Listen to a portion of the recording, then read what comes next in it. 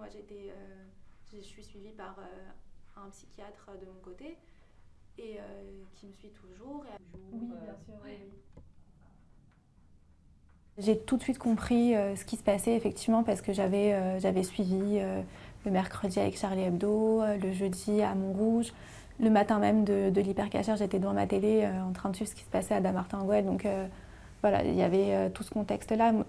Je sais que autant peut-être qu'il y en a d'autres qui se posaient des questions. Est-ce que c'est un braquage? Est-ce que voilà j'ai tout de suite compris que c'était un attentat terroriste et que c'était parce que c'était une épicerie cachère et que voilà, c'était pour ça. Les premiers jours, j'étais pas forcément... Enfin, j'étais angoissée, mais pas de tout. C'est avec les semaines, quand j'ai réalisé ce qui s'était passé, que voilà, ça a été difficile de sortir, de prendre les transports, d'avoir d'autres gens près de moi. Avant les attentats de Paris, je pense et je trouve que j'avais fait énormément d'efforts. Il y a beaucoup de choses que je refaisais comme d'habitude, quasiment.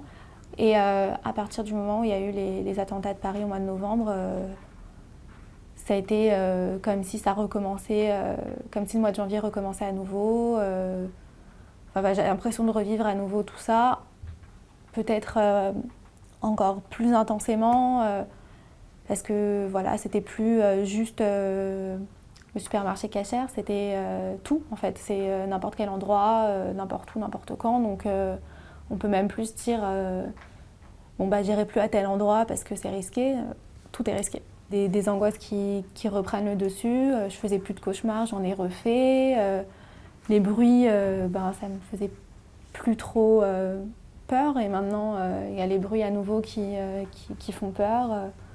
Voilà, il y a un retour en arrière. J'étais infirmière en soins intensifs, donc réanimation, plus ou moins réanimation. Donc on côtoie la mort tous les jours, le sang.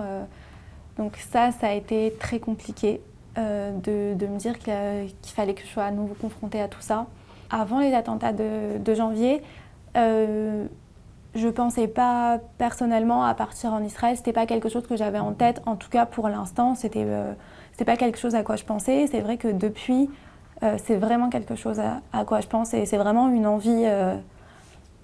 envie personnelle et j'ai vraiment envie de partir parce que je me sens plus du tout en sécurité ici, je me sens plus du tout acceptée ici.